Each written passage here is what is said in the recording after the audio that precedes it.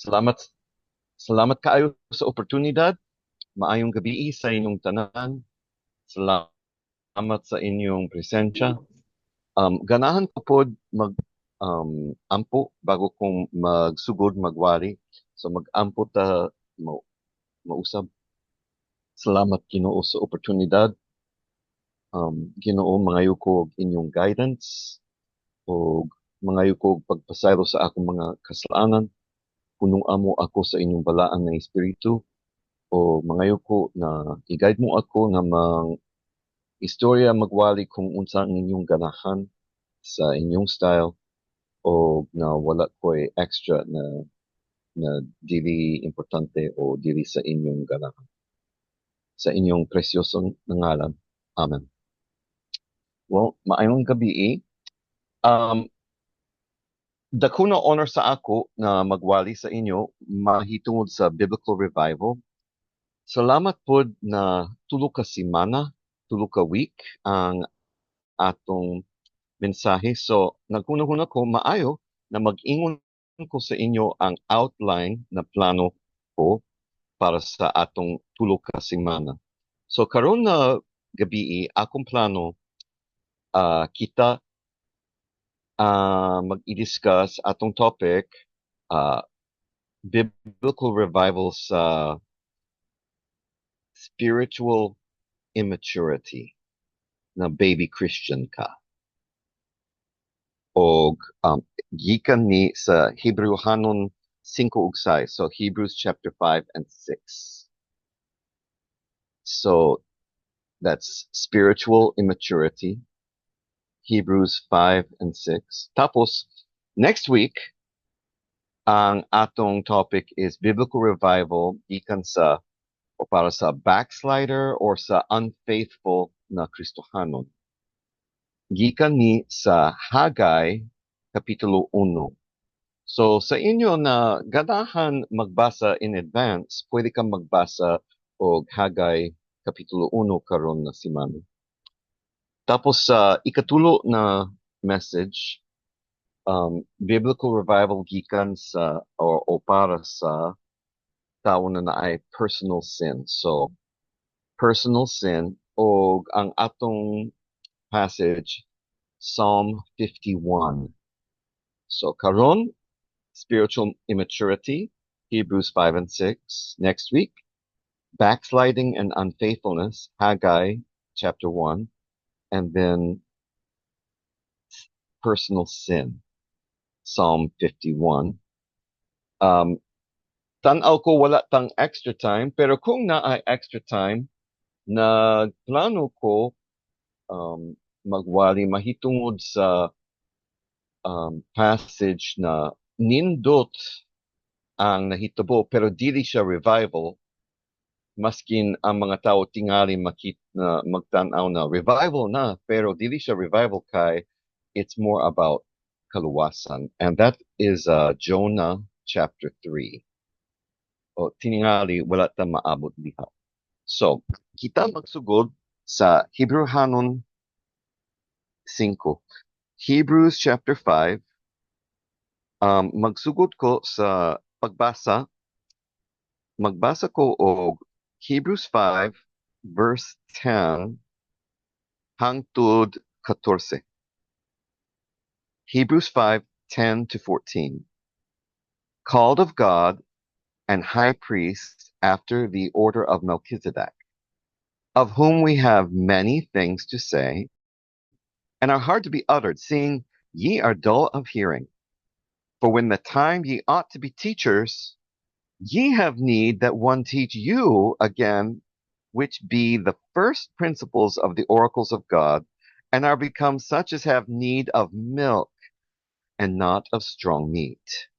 For everyone that useth milk is unskillful in the word of righteousness, for he is a babe.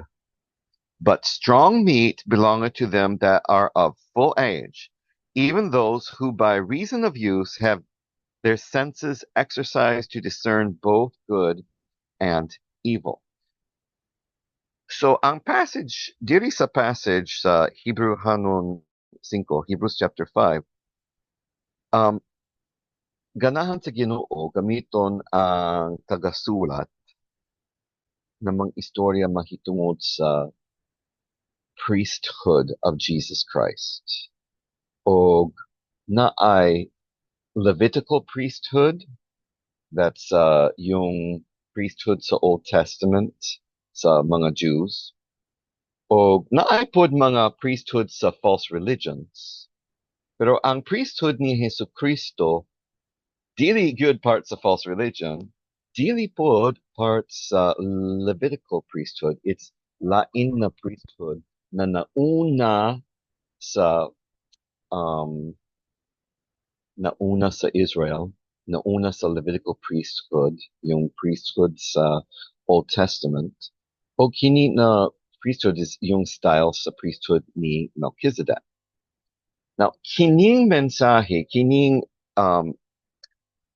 topic mahitungod sa priesthood of Jesus Christ is meat. It's spiritual meat para sa Kristohanon na mature.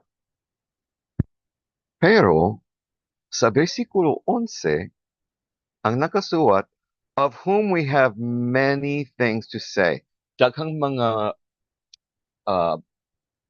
things na ma-share mahitungod sa priesthood of Melchizedek, and hard to be uttered, seeing ye are dull of hearing, lisod mag-share og inganan na topic. Kay, ang mga Kristohanon sa panahon sa Hebrews, dull sila sa hearing, dili sila sharp, dili sila andam, magkaon og espiritual na karne. Mga spiritual babies sila. Sa versikulo 12, for when the time ye ought to be teachers, ye have need that one teach you again, which be the first principles of the oracles of God, and are become such as have need of milk and not of strong meat. Ang kabutbuton sa Ginoo para sa matag usa na Kristohanon, mahitubong teachers. Na pwede yung pastor-teacher na magpastor sa church, pwede pod mga babae na magtudlo sa uban ng mga babae o sa mga bata. Pwede pod Kristohanon ikaw na dili ikaw pastor, dili ikaw full-time worker, pero ikaw mag-share sa kaugalingon na pamilya. Ikaw mag-witness ug mag-disciple sa uban ng mga Kristohanon ug dadon ni mo sila sa church. Pero ang kabutbuton sa Ginoo para sa matag-usa na Kristohanon, mahitabong teacher. Og ang panahon na pwede ikaw mag-teacher, kung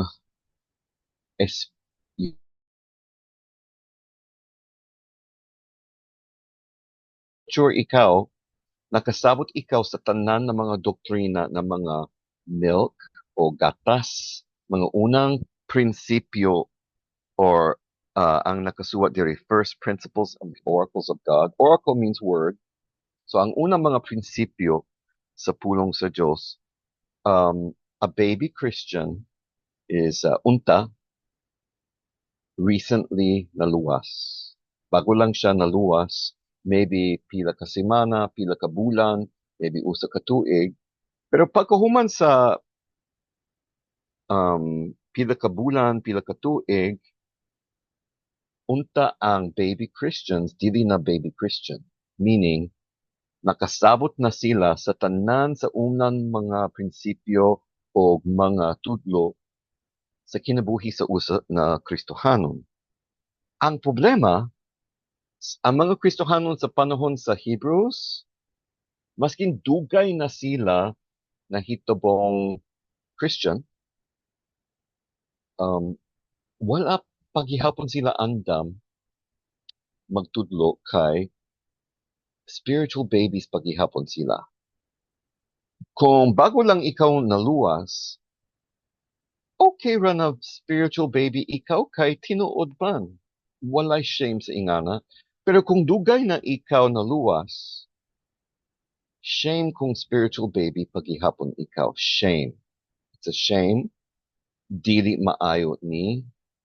O kini something na kinahanglan mo og revival. O sa tinuod, you might not even say it's revival kay first time, murag never ikaw nahitabong spiritually mature. The last part sa verse 12, and are become such as have need of milk and not of strong meat. Kung imong anak kinahanglan og milk kay baby siya, maayo. Hatag sa iya og milk. Unta ang best na brand, kung unsa ang best na brand. Pero kung imong anak teenager na, pwede paghihapon sa iya og milk, pero unta makakaon siyang karne. O kung gatas paghihapon ang iyang kinahanglan, ma-concern man gyud ikaw, maabalak ang ikaw para sa imong anak na hangtod karon, age 14, 15, 16, gatas lang ang pwede. Dili kini maayo. Ingana pod sa kinabuhi sa usa na Kristohanon na unta spiritually mature, pero spiritual baby siya. Gatas paghihapon ang iyang kinahanglan o buot pasabot ang iyang abilidad makasabot lang sa unang mga prinsipyo sa kinabuhi sa Kristohanon. Wala pa siya makamove on. Versikulo 13, for everyone that uses milk is unskillful in the word of righteousness, for he is a babe. Unsay buot pasabot? Buot pasabot, kung unskillful ikaw, wala kang makagamit ang imong pagkahibalo sa Biblia o sa Espiritu. Meaning, kung na ay false religion or cults, ang spiritual baby, wala siyang makadiscern na sayop sila. Wala siyang makadiscern na kuyaw. O posible madala ang baby Christians sa false religions. Pwede pod na sayon sila mawala sa church o sa balay lang sila sa normal na kinabuhi. By normal na kinabuhi, meaning normal na sinful na kinabuhi. Versikulo 14, but strong meat belongeth to them that are of full age, even those who by reason of use have their senses exercised to discern both good and evil. Ang Kristohanon na spiritually mature, makasabot siya sa tanan ng mga passages sa Biblia. Dili buot pasabot na nagtuon na siya sa tanan, pero kung magtuon karon, makasabot siya. Andam siya, posible na siya ay mga mangutana siya, pero makasabot siya sa tubag o sa wali. Ang spiritually mature Christian, kung naa siyang na-met na false religious teacher, false priest, or usa sa mga miyembro sa cult, dili gyud siya madala sa ila. Kay grounded siya sa pulong sa Diyos. So, pwede siyang mag-teach o ang kabutbuton sa Ginoo para sa matag usa na Kristohanon, ma-mature, grounded, o stable. Dili siya mawala sa church, dili siya malayo sa doktrina na sa Biblia, kay spiritually mature siya. Now, sa Kapitulo 6, sa unang mga bersikulo na ay listahan sa mga spiritual na gatas, na ay posibilidad na ang uban sa ato ma-surprise sa listahan. So, basahon ko ang bersikulo 1 ug 2. Therefore, leaving the principles of the doctrine of Christ, let us go on unto perfection, not laying again the foundation of repentance from dead works and of faith toward God, of the doctrine of baptisms and of laying on of hands, and of the resurrection of the dead, and of eternal judgment. Ang mga doktrina sa listahan sa Hebrews 6 verse 1 and 2, kana ang gatas sa pulong sa Diyos. Ang unang word therefore, kung makita mo og sa Ingles, therefore or wherefore, magtanaw ikaw sa mga bersikulo bago sa verse ni Ana para makita ang connection. So, kay ganahan sa Ginoo nakita matuto sa mga lawom na doktrina like panagritan, the priesthood of Melchizedek o of Christ. Pero dili posible na tanan makasabot, wala pa sila andam kay ang uban sa ato mga spiritual babies. Ganahan sa Ginoo na kita spiritually mature para maka-move on ug matuto pa ug mahitabong mas labing grounded sa faith. So, unsa ang gatas? Unsa ang gatas sa pulong sa Dios? So, ang una, doctrine of Christ. Doctrine of Christ, now, naaiingan na subject sa Bible College, pero ang doctrine of Christ is gatas. Now, dili ka na blasphemy, maayo man ang gatas. Pero para siya sa mga baby Christians, o para po sa mga strong Christians, pero ang tawo na kinahanglan magtuon sa doctrine of Christ kay wala pa siya na settled sa doctrine of Christ, baby Christian siya. Now, mabless pud ang mga spiritually mature Christians sa doctrine of Christ. But the principles of the doctrine of Christ, that's gatas. Unsa pa? There is so salvation is doctrine of salvation is gatas. We see not laying again the foundation of repentance from dead works. Repentance from dead works. Dead works means buhat maayo para maluwas mga sayop. Okay. Repentance sa ingana o ikaw magdawat kang Hesus Kristo, that's salvation. So doctrine of Christ, doctrine of salvation, gatas siya. Para sa mga baby Christians siya. Dapat ang mga spiritually mature, settled na, pwede na silang makatudlo mahitungod sa doctrine of salvation. And of faith toward God. Faith towards God, that's doctrine of salvation. Also, mahitungod sa atong pang-adlaw-adlaw na kinabuhi as a Christian. So, faith of God, doctrine of Christ, doctrine of salvation, of faith, gatas. Unsa pa ang gatas? Doctrine of the church. Doctrine of the church, of the doctrine of baptisms and of laying on of hands. These are church doctrines. So, yung mahitungod sa spirit baptism, water baptism, the laying on of hands or sacrifices sa Old Testament, the healings and miracles of Jesus Christ and the apostles, maskin ordination, gatas. Kung wala pa na settle ta sa ingana ng mga doktrina, that's still spiritual na gatas. Importante siya, maayo na i-review, pero kung ingana lang ang atong pwede na makasabot, ang ingana ng mga mensahe, that's for spiritual babies. Unsa pa? Doctrines of prophecy.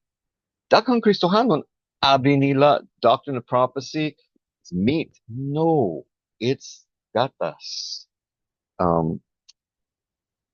End of verse 2, and of the resurrection of the dead, and of eternal judgment.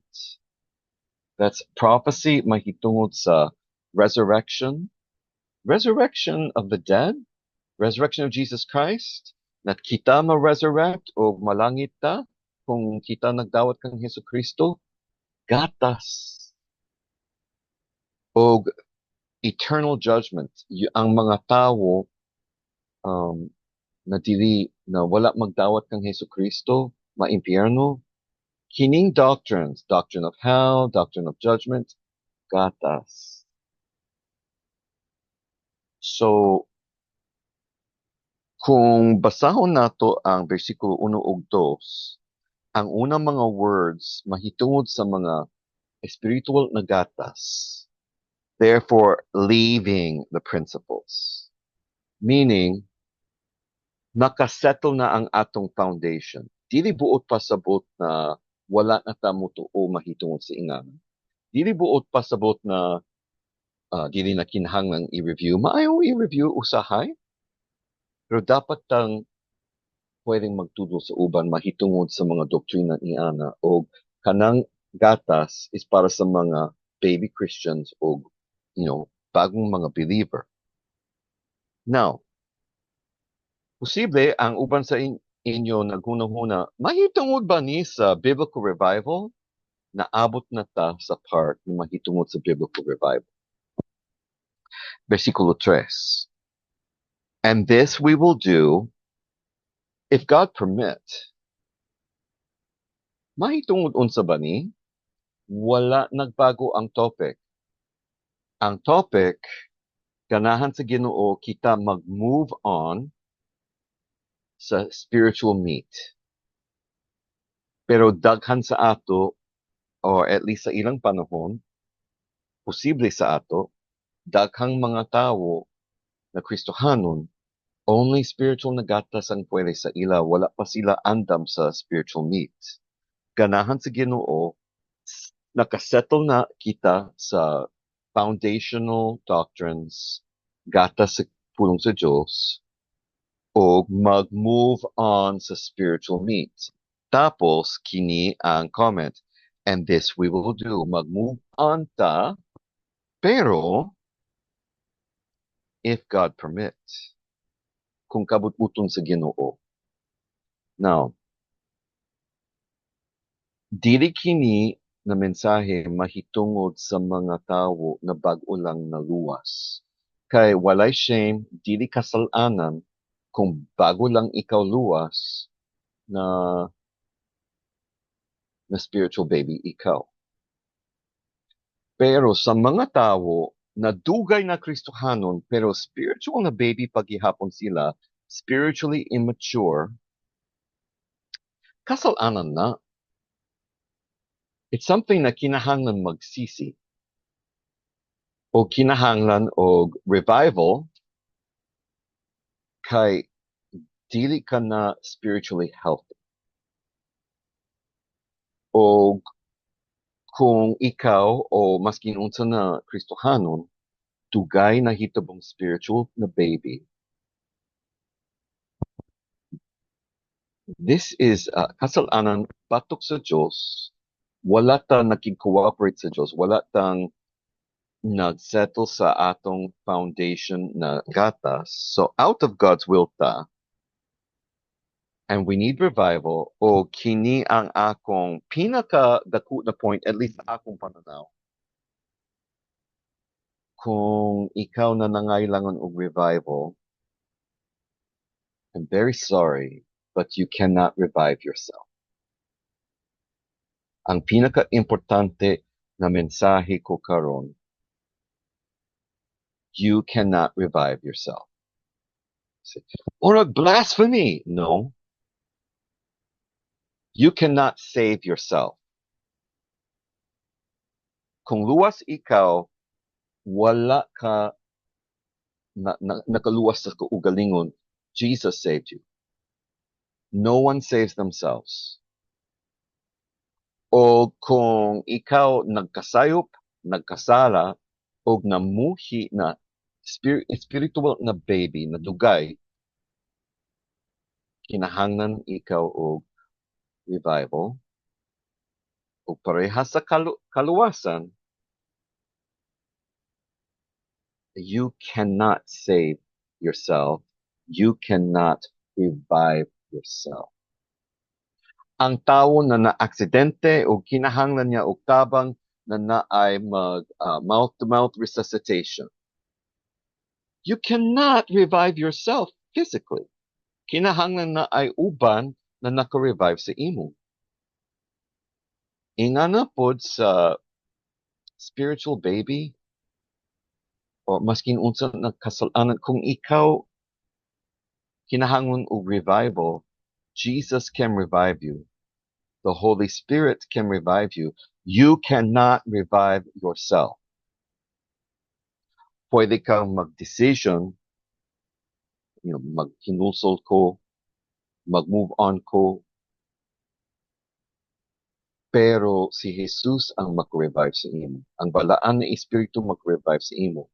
Pwede ikaw magsisi, mangayo og pagpasaylo, mangayo og revival, pero kinahanglan pod na ikaw maghuwat na si Jesus magkilos.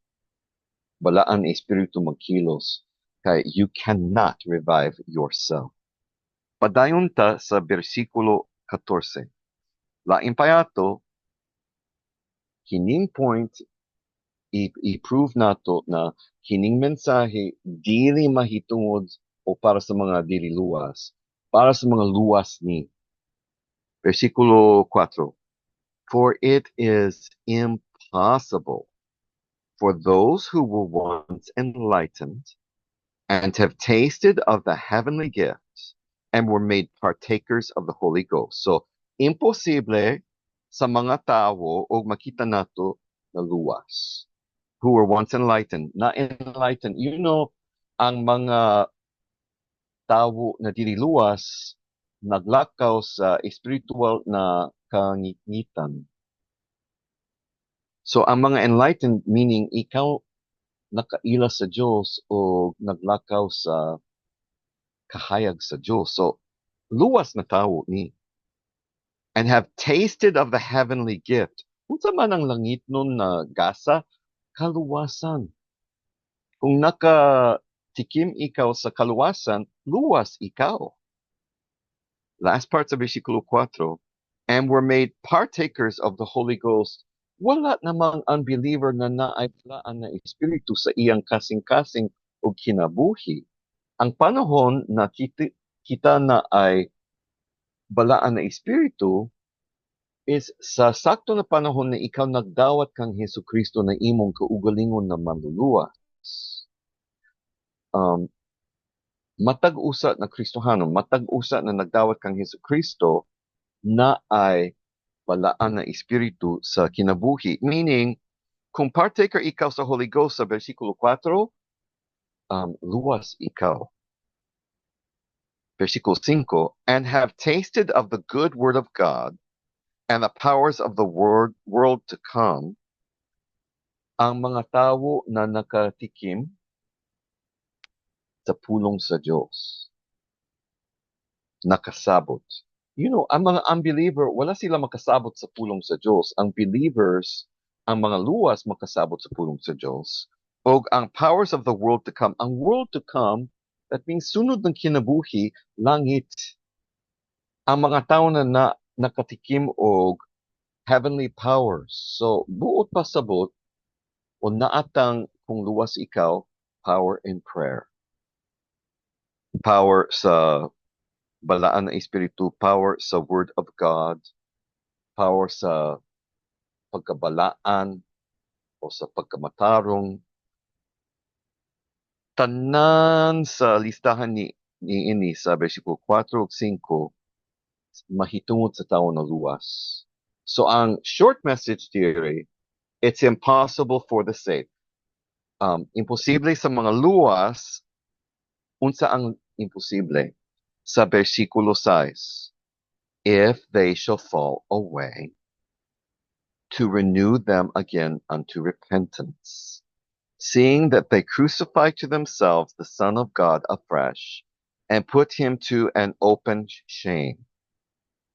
So, gamiton ko o mga harsh words para klaro. Unsay buot pasabot sa fall away? Apostasy. Fall away, posible ikaw mag-fall away sa doktrina na false na ang doktrina. That's apostasy. Posible na ikaw, padulong ikaw sa spiritual maturity pagkasabot sa Word of God, pero kay ikaw nagkasala o ikaw nag-backslide, or something like that. O wala kang naminaw o wala kang care. So, you fall away from pag-alagad sa Diyos, pagkasabot sa pulong sa Diyos. That's apostasy. Imposible para sa mga luwas kung mag-apostasy na i-renew ang ilang kinabuhi sa repentance. Dili posibleng i-revive ang kaugalingon. O buot pasabot, kung ikaw murag imong ikristohano na kinabuhi, murag shame ang imong kinabuhi atubangan sa Dios. Shame ang imong lifestyle, complete failure ikaw, murag wala kay kahibalo mahitungod sa pulong sa Dios, kay wala kang nagtuon, wala kang naminaw, wala kang nagsimba kung unsa man ang rason. O karon murag ganahan ka mag-start over.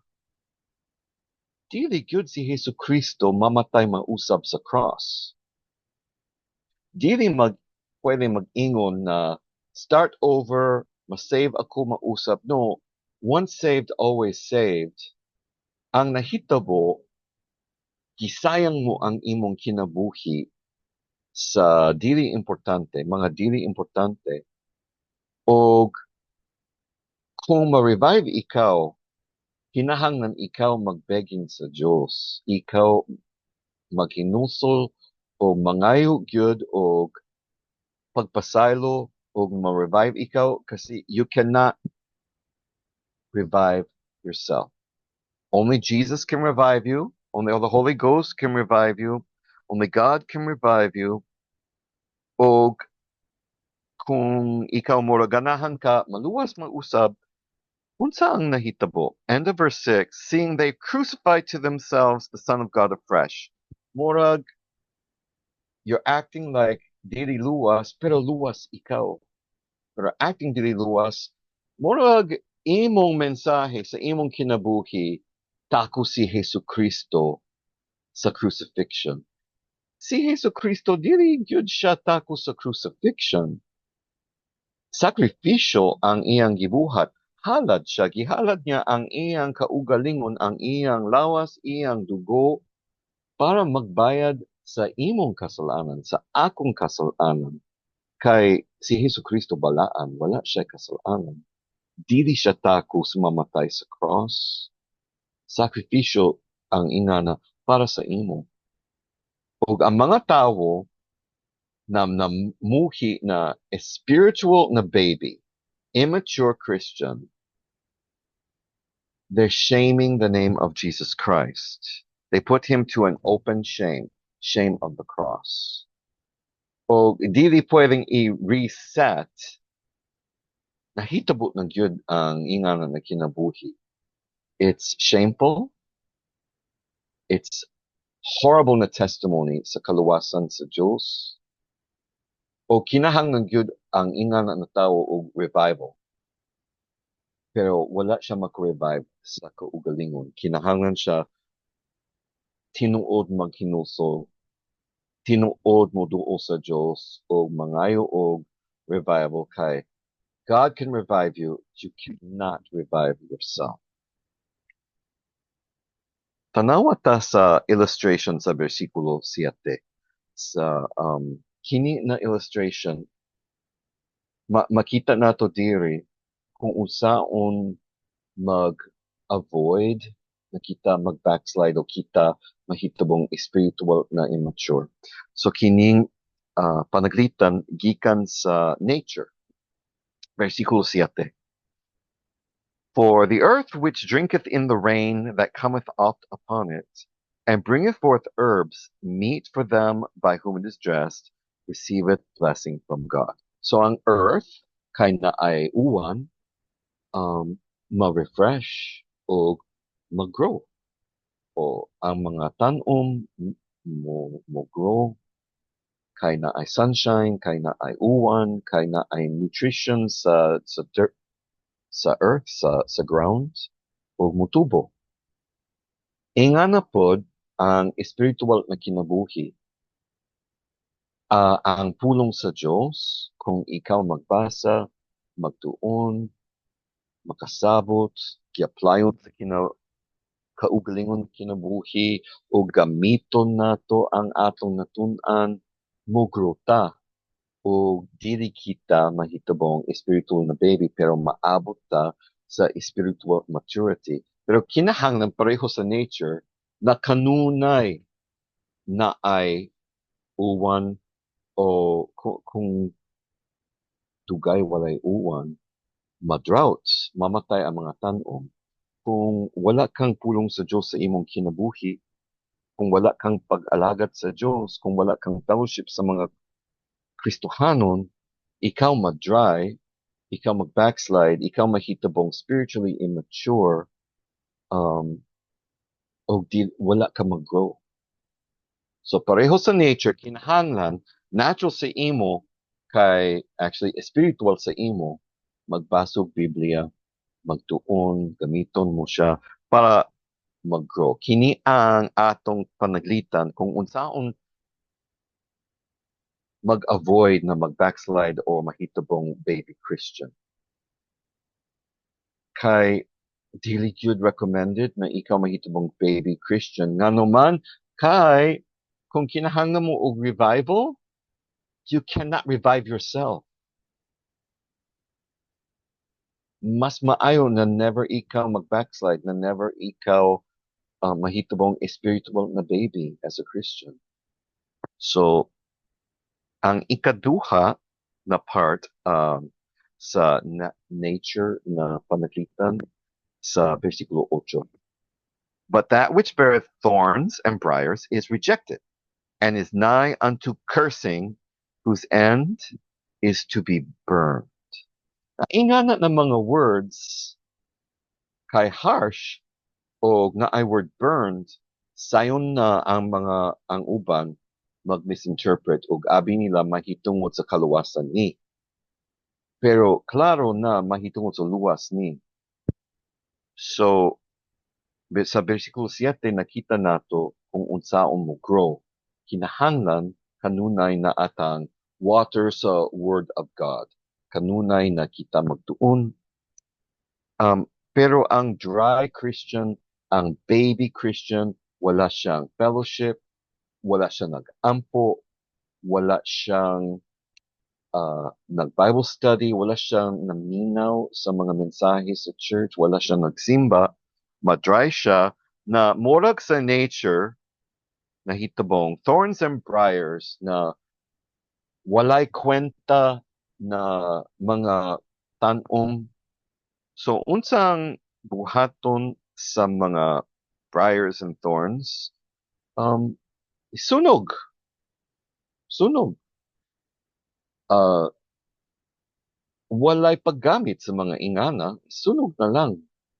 Ang imong ganahan, nindot na mga punong kahoy o punong prutas or beautiful na mga tanom, but yung patay na wala siyang prutas, wala siyang beauty, wala siyang nag-give og oxygen para mas sariwa ang imong air sa imong balay, i-reject mo ang mga briars and thorns and sunugin mo. Say, pero sunugin ba ako sa impyerno? No, dili. Sa kinabuhi ni ini. So, bali, kini ang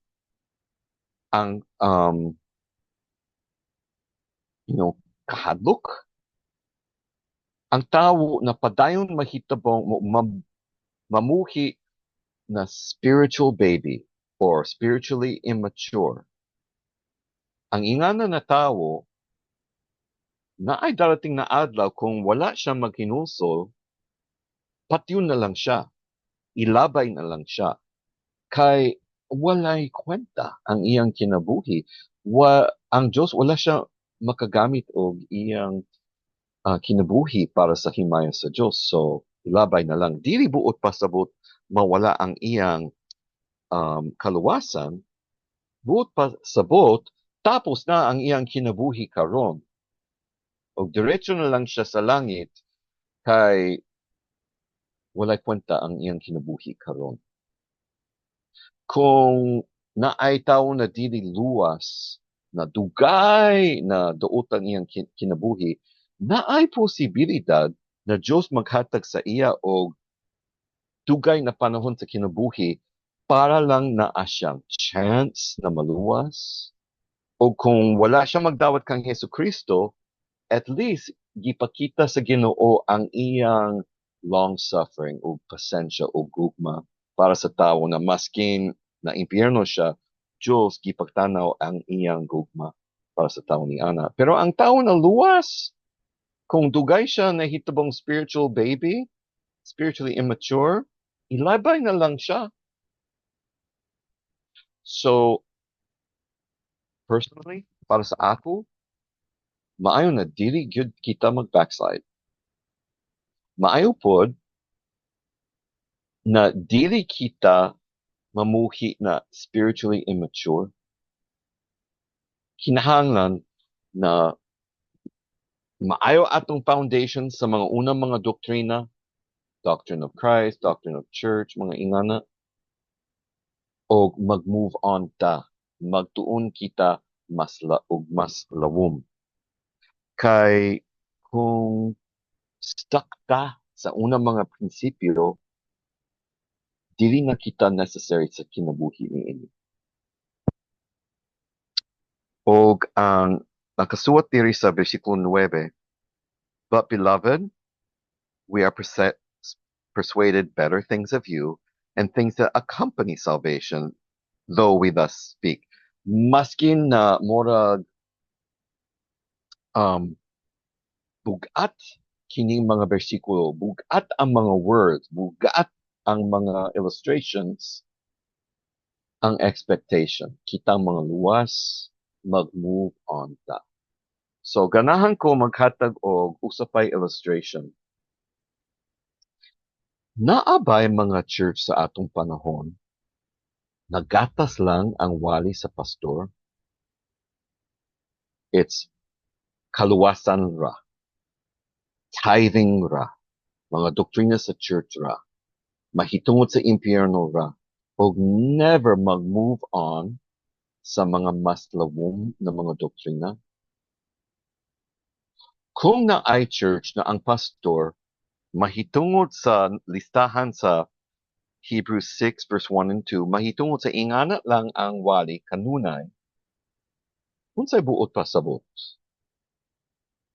Usad na church na puno sa mga spiritually na immature na mga Kristiyano.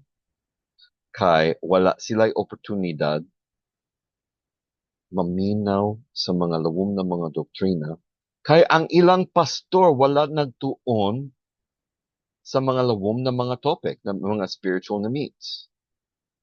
O nga naman na ang pastor wala siya magwali og spiritual na meats, karne.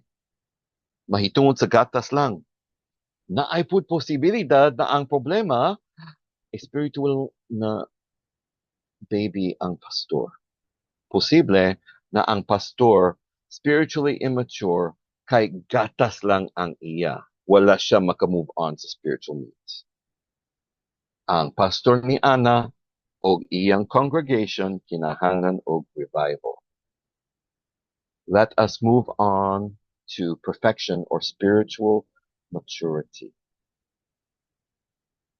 Para mahitabong spiritually mature na kita o atong congregation andam og nag-enjoy og spiritual meat og padayon kita magtuon sa Biblia, magampo, mag-fellowship, og applyon og Biblia og mga spiritual na karne og maayo pod na naay mga spiritual na gatas na pod para sa mga bag-o og yung para sa mga spiritually mature na pod kinahanglan pod og gamay na gatas na pod reminders pero move on ta sa maturity kay once na kanunay kita spiritually immature you cannot revive yourself. Pwede ka maghinusol mangayon na Diyos mag-revive sa imo but you cannot revive yourself. Let's move on to spiritual maturity and avoid those things. God bless you all. Salamat kaayo sa oportunidad and excited ko sa next week.